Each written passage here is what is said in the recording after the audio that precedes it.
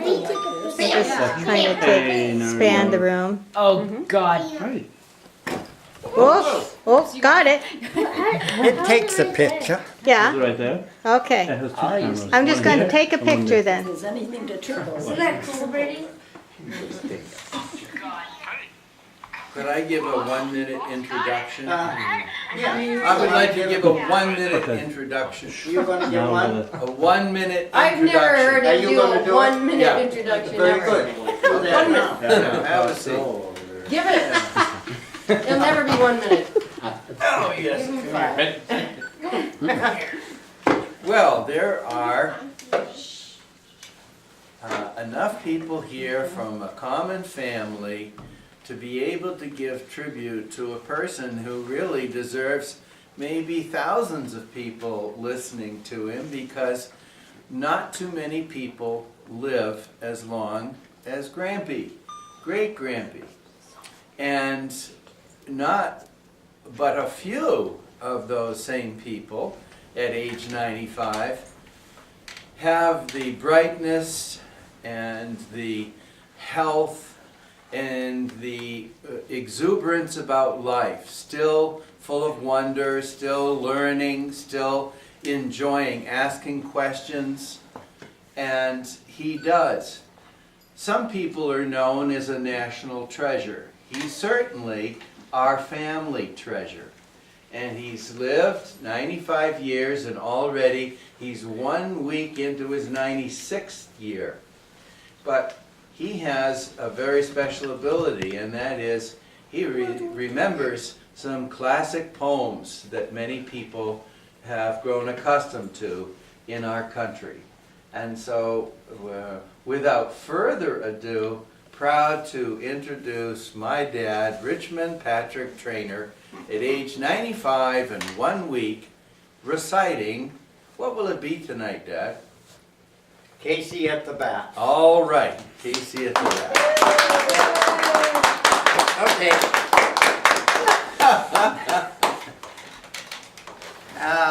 This is very nice for me to see all you people here tonight. All my people.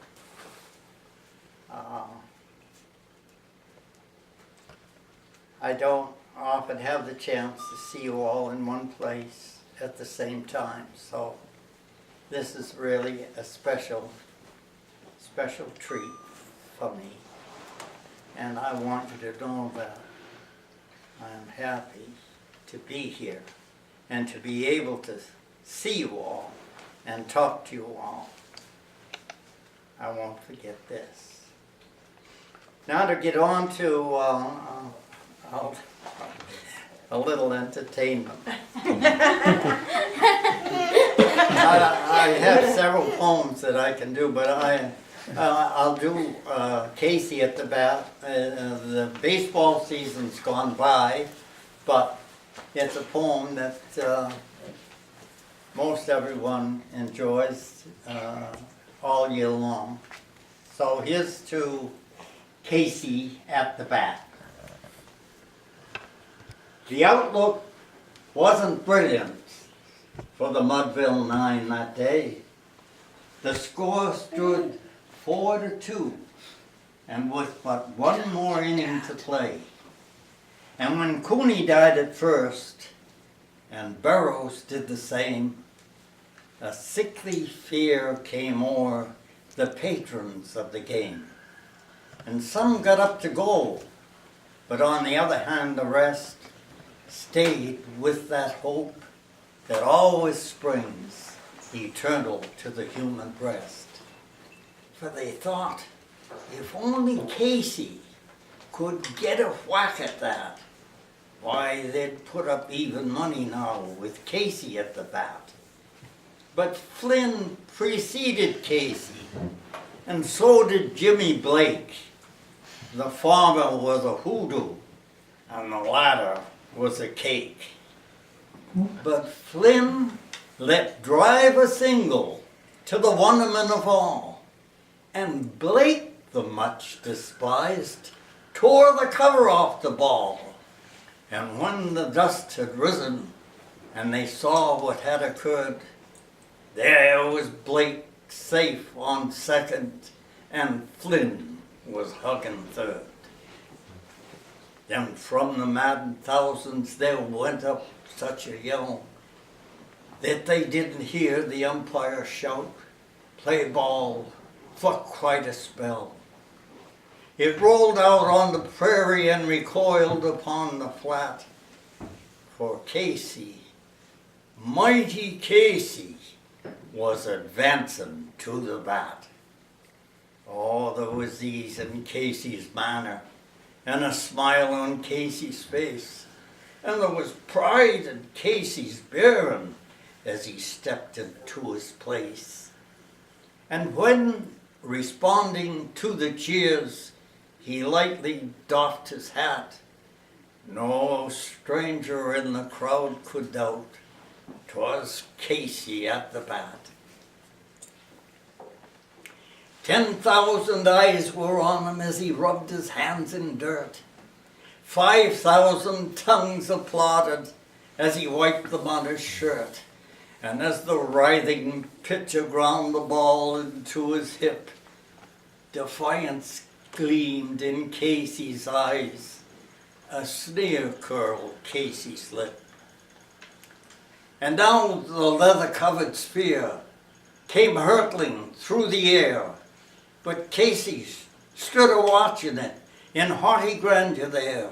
Close by the sturdy batsman, the ball unheeded sped. "That ain't my style," said Casey. "Strike one," the umpire said. "Kill him! Kill the umpire!" someone shouted from the stands. And it's likely they'd have done it had not Casey raised his hand. With a smile of Christian charity, great Casey's visage shone. He stilled the rising tumult, and he bade the game go on. And now he signaled to the pitcher, and once more the spheroid flew. But Casey still ignored it, and the umpire cried, "Strike two!" So, "Fraud!" cried the maddened thousands, and echo answered fraud. But one scornful look from Casey, and the audience was awed. They saw his face turn stern and cold. They saw his muscles strain, and they knew that Casey would not let that ball go by again. The smile is gone from Casey's face. His teeth are clenched in hate, and he pounds with cruel violence his bat upon the plate. And now the pitcher twirls the ball, and now he lets it go. And now the air is shattered by the force of Casey's blow. Oh, somewhere in this favored land, the sun is shining bright. The band is playing somewhere, and somewhere hearts are light. And somewhere men are laughing, and somewhere children shout. But there is no joy in Mudville. Mighty Casey just struck out.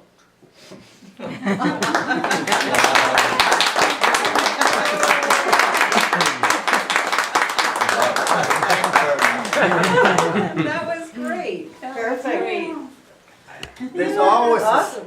after you tell a story like that, there's always a silence over everyone. And they say, "Well, boy, that really shut down, didn't it?" For some I reason always you hope it remember that. changes. And I don't know how to get over that except to say, I'll get home run next time. You could change the ending. You could change the ending, but it wouldn't be Casey at the bat. the what? We could change the ending so he gets a home run, but it Yeah, wouldn't be you want to Casey at hear the a bat. home run? No. Yeah. That would be nice. Well, we could Okay. change it if we could get Grammy to the piano to do it. Oh, yeah. Christmas carols. Yeah. Gonna do I some can Christmas tell you carols? another- Yeah. Come on. Another little Pretty good. poem that I learned in the 5th grade. By John Greenleaf Whittier. John Greenleaf Whittier was born and raised in Haverhill, Massachusetts, about 8 miles from where I was born. And the farm that he was born on was his grandfather's farm, way before the beginning of the last century. And they've made it into memorial now. In the 5th grade, Sister Frances Trays was my teacher.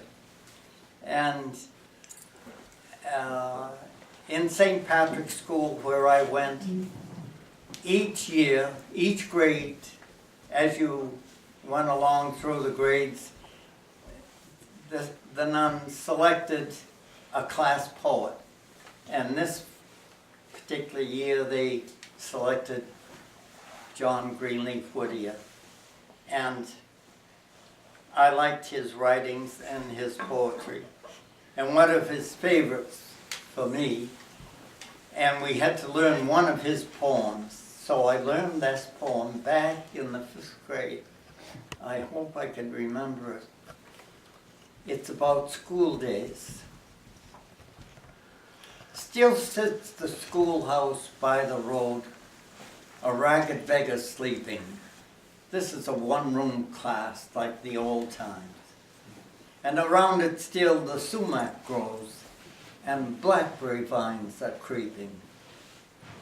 Within, the master's desk is seen, deep scarred by raps official, the warping floors, the battered seats, the jackknifes carved initials, the charcoal crystal on its walls, the doors worn sealed, betraying, the feet that creeping slow to school went storming out to play.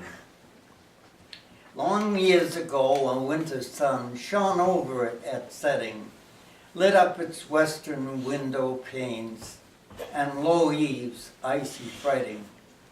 It touched the tangled golden curls and brown eyes full of grieving of one who still her steps delayed when all the school were leaving. Beside her stood the little boy, her childish favor singled, his cap pulled low across his face, where pride and shame were mingled.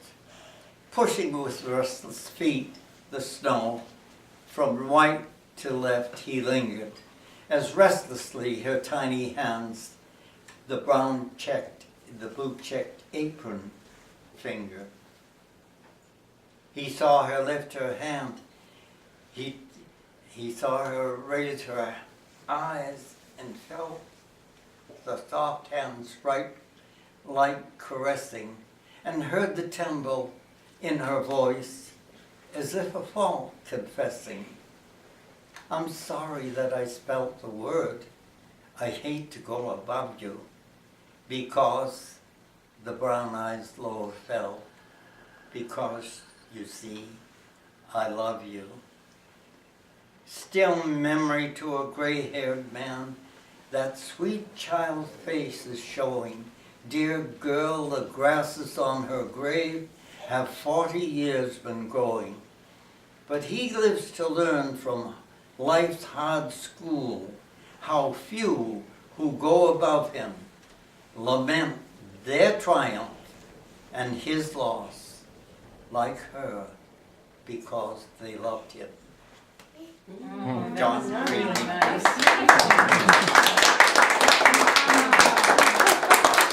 You like that? Yeah, that was good. These two. We're having they could fun, aren't we?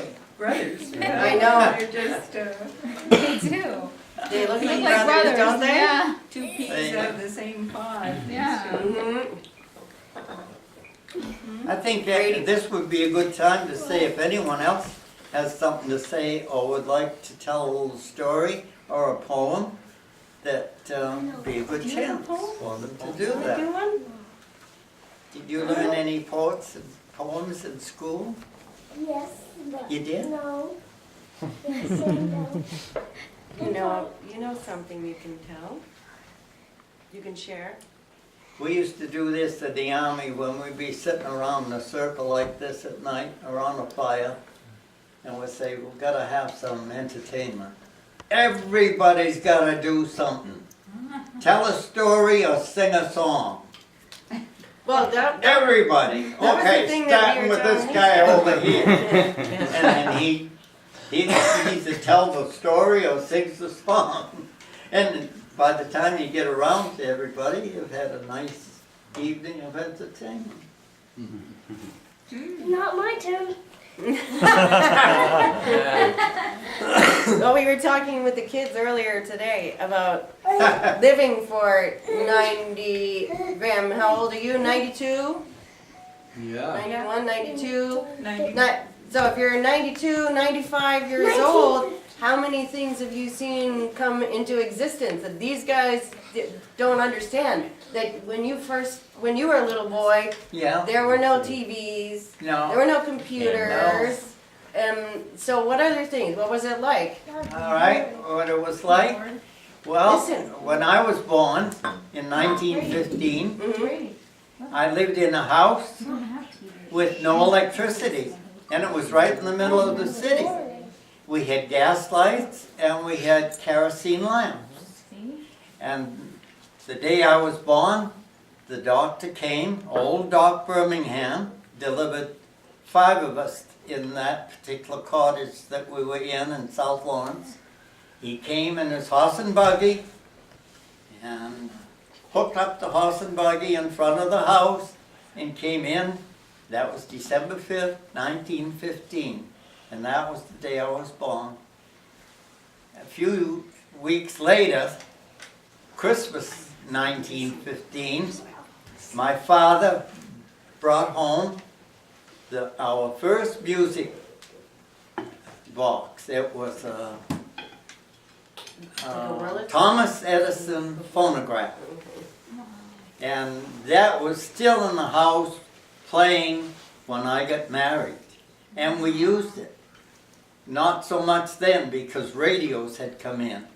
But nobody in those days had radios. And hardly, only half the neighborhood had electricity. But that's how it was. And I remember seeing him come a little later when my sister was born. I was about 5. And in between my sister and me, there was another boy. I didn't remember him because I was only 2 and a half.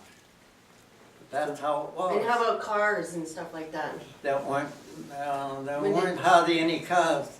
The fire engines was drawn, horse-drawn. The milkman came, horse and buggy. And we used to chase after him on our sleds in the wintertime and throw your sled down and ride on it and then grab the back of his sleigh. And as he went down the street, we'd get a ride that way. All the kids had sleds. And it was great fun. We played ball in the street, marbles, football. What was the name of the baseball mitt that you had? Baseball mitt. My first baseball mitt was, it cost me 15 cents. The baseball I got was 10 cents. And the bat was 25. And one time I went to my father and I said, Willie Roberts just got a new glove, a baseball mitt. It was like a first baseman's mitt. It wasn't even leather, it was like oilcloth with horsehair in it. But you could get your hand in it and you could catch the ball. The baseballs, we called them a dime brick. They were nothing but felt squeezed together with a little round rubber center. And then, I don't know what it was for over the top, but we called them a dime brick. If you hit them too hard, they'd bust. And the stuff would go flying, all pieces of felt. And I went to my father when I wanted one, and I said, down the corner in Walker's, I could get a baseball for 10 cents, a mitt for 15, and a bat for 25. Oh, That's 50 cents. Well, he says, I'll tell you what I'll do. You start saving your pennies, and for every penny you save, I'll match it. And when you get 25, you come and tell me. And I did. Boy, I started saving my pennies. You could earn them running errands in the neighborhood. Mrs. McCann had hollered down the street, Richie! Come up. Not go running up. I want you to get down to the store and do this, and maybe I'd get 4 or 5 pennies or a nickel, and I saved them. When I got 25 cents, it took me a few weeks to save up 25 cents.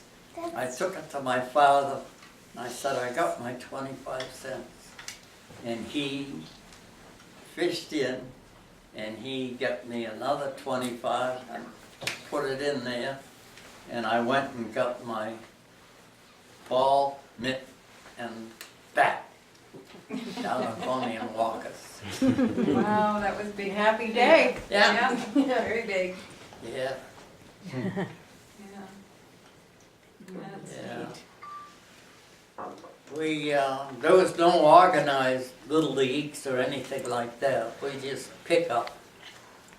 And every year, there was a marble championship in the schoolyard towards the end of the year, in the summer. Everybody played marbles, so there was a marble championship sponsored by the Eagle Tribune. And they'd go from school to school, grammar school, and draw a big circle, put so many in, and anyone that wanted to try out could. And the winner would be the champ, marble champ for St. Pat's School that year. Then, when they got them all together, then they had another big meet over town in the playground. And the city champion was brought out there. And that didn't end it. It ended in Atlantic City. All the city champions went down to Atlantic City from the area, sponsored by the Eagle Tribune. Wow. That's big time. Did you make it to Atlantic City? Yeah. Was this just flicking it off your finger into the pot? Huh? Was this just flicking it off your finger into Yeah. the pot? Yeah, you shoot like that. You shoot.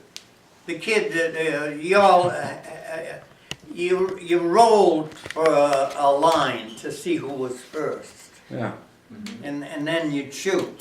If you missed, your setup would be stuck in the circle. The idea was to hit a marble out of the circle and then shoot at another one. If you were left in the circle, you could shoot at the closest one and keep shooting until you missed or didn't get it out. If you didn't go out on your last shot, the kid with the next turn could knock you out. He knocked you out, you were out of the game. And that's boiled down to one, killing each other off. Yeah. I gotta ask you about your favorite cowboy. My favorite cowboy was Tom Mix, Yeah. and his wonder horse was named Tony. I never heard him speak because they were all silent films when I was a kid. I'm gonna send, I got the catalog from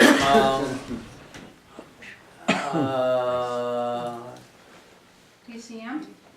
TV. Direct TV or something, or Channel TCM. Turner Yeah. Classics. Turner Yeah. Classic Movies, Huh? yeah. TCM, TBC. Yeah, Turner Classic Movies. Turner Classic Movies. Yeah. And they've got about a half a dozen of Tom Mix movies, so I'm gonna send some.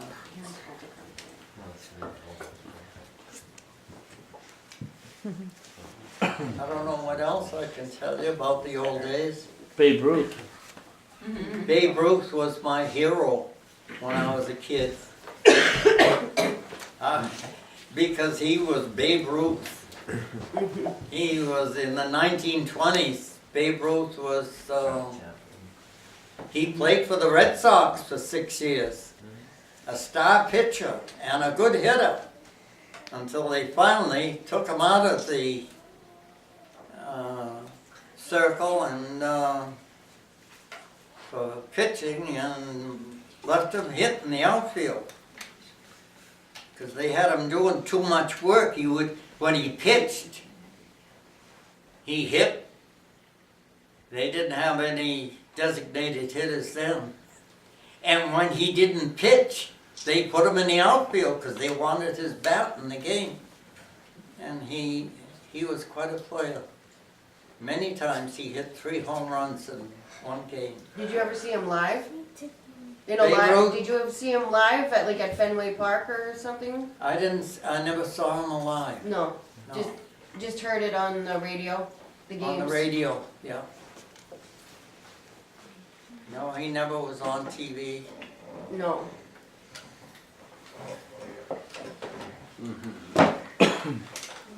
And Red Grange was the big hero in football, the Galloping Ghost from Illinois, number 77. They had a movie, they made a movie with Red Grange, 1 minute to play in college in those days. And Ben-Hur was made a silent movie back in 1926. Ramon Navarro played the lead. And about 6 months ago, they showed that whole silent film on Turner Classic Movies, and I taped it. Oh, cool. What about Charlie Chaplin? Huh? Charlie Chaplin. Oh yeah, I taped him too, and I used to watch him. Yep. He was very good. He went from silent to voice movies. He was right at Right? the time, Yep. I thought. How did you meet Mom? How did you meet Mom? When did you first meet? We met Mom. I worked in a store in Methuen, Gals Market. Yeah. Hoyles would know where that was. And I worked there from the time I was 17 till about 21. And she used to come in shopping for her mother. And we got to know one another that way. And I noticed on the way from high school, she'd stop in and buy a 2-cent yeast cake. That's all she bought. Uh-huh. She was just to see me. I ate it. My mother said the ice chest is full of yeast cakes.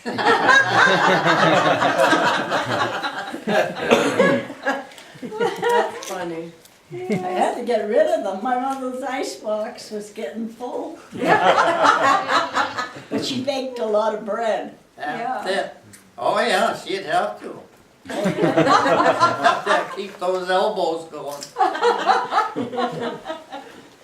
Then I'd go down Yeah. on my bike. Yeah. Yeah. Ask you to go to the glee club Yeah, when Pa was singing down at Gunkwit. your father sang in the Square and Compass Glee Club. So that's when she first invited me to one of those times down at the We went to the Shamity and then Masonic. Marshall Ryder owned it down at Gunkwit. That was quite a trip Yeah. back then, Ruth. It was a big place. And Yeah. Marshall used to invite Because us I didn't have a down. car in those days. I used to, they'd let me, because I was driving the truck for Gels Market, a 1930 quarter-ton truck. And they'd let me take it sometimes on Sunday, and I'd go up and visit her. and take Was her it to a the Ford? meetings. Was it Huh? a Ford? Ford, yeah, Yeah. 1930.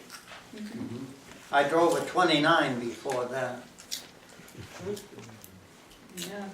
Well, what was the first year of the forts? 18? 1918? Oh, no, No, it was not way that. early. Oh, way early. Yeah, it was way early. Ford, I don't know. I don't know when the first ones were. I can remember. My father had a Ford sedan, and it had two bucket seats in the front and a full seat in the back, and the doors, there was only two doors, but they were right in the middle of the body. When you opened the door, you could either go to the front or to the back. Just move the bucket seat, tip it up, and get in the back, and pull it back down again, or get in the front. The windows, you didn't crank them up like this. There was a strap hanging out of the glass, the bottom of the glass and down the side. If you wanted to open the window, you took the strap and you held it up and let it slide in. Then when you wanted to close the window, you pulled it. And the window went up. Huh. Fancy.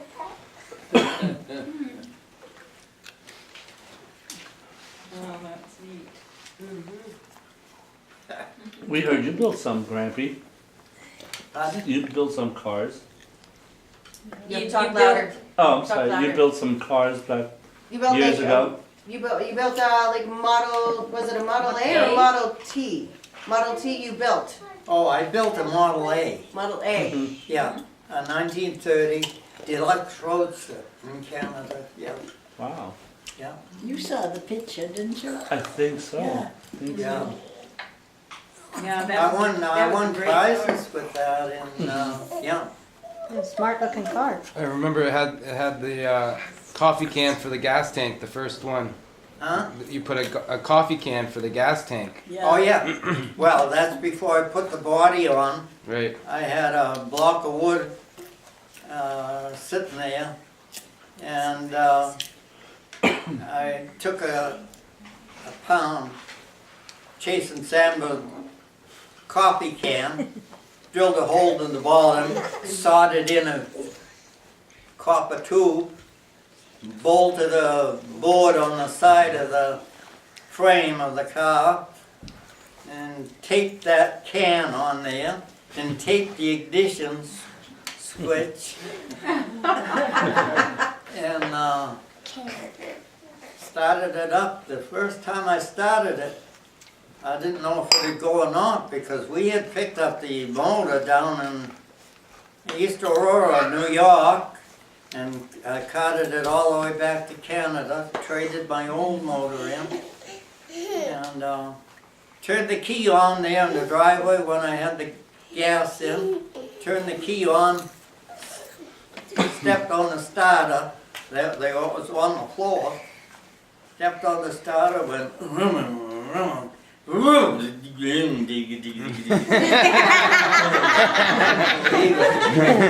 All I had was a radiator sticking in front and an engine and 4 wheels and the frame and sitting on a block of wood. I went down, sitting down, went down the street, down as far as the next farm, and turned around and come back, because I didn't know how far that can was. When I got back, I was pretty near the bottom, so I knew how far I could go on a can of gas.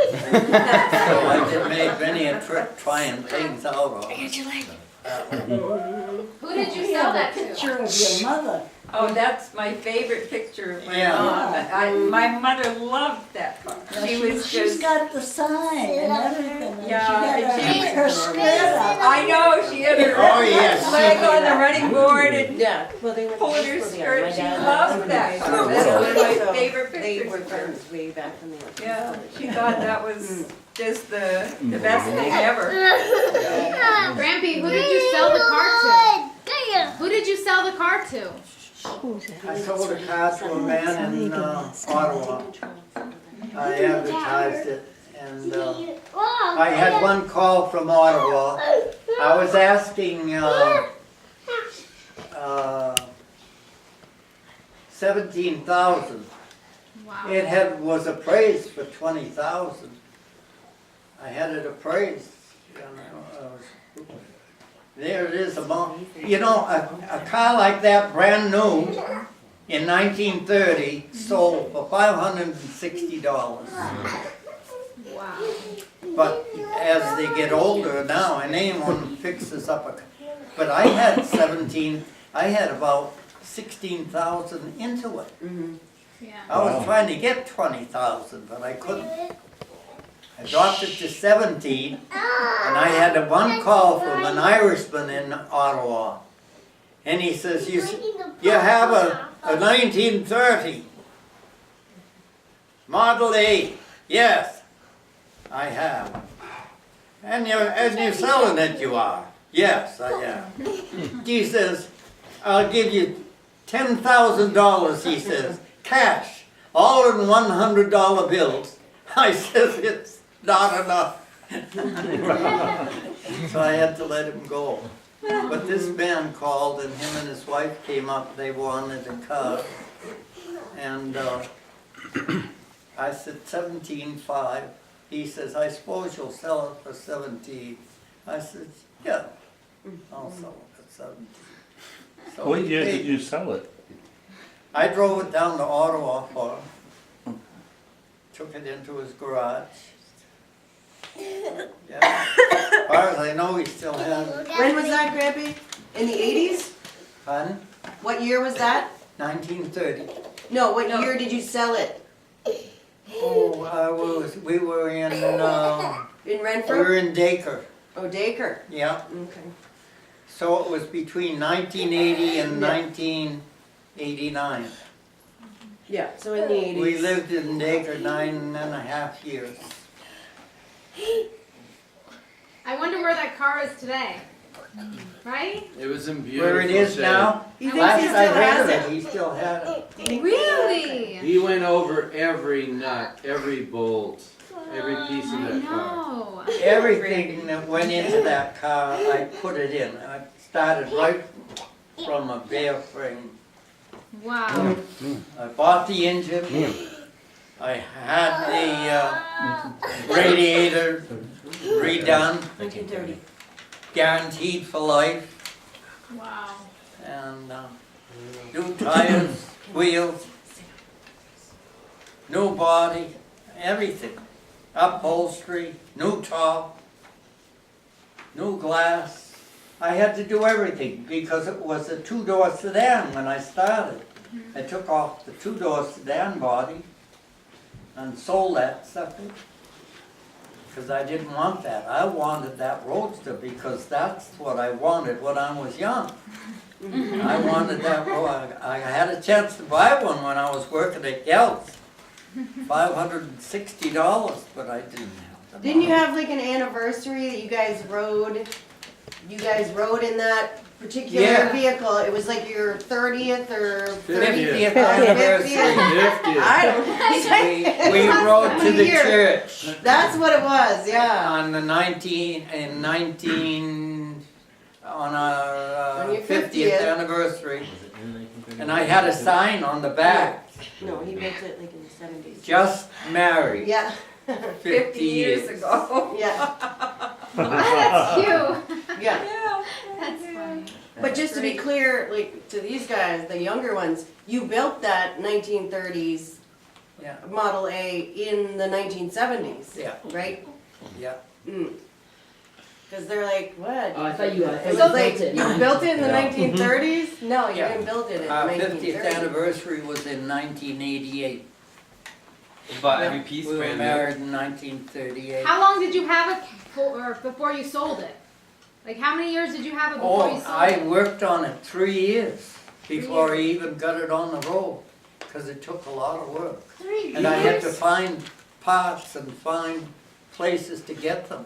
3 years? There were some parts that he Huh? couldn't You didn't have find, the like internet back then. certain bolts and No. everything, and he knew what thread he needed, so he would buy the stock, the metal stock, and make the Make threads. your Make the own bolts. stuff. Make the First bolts and car make the ever? nuts. Thread So and you had a everything. threader. Is it the first Yeah. car ever built? But yeah, in those days, you couldn't just go on the internet and No. like find whatever you needed. No. Now you can do that. Yeah. you Yeah, can. it would be. Wow. those Why don't you things are a build lot more another one? accessible. Please.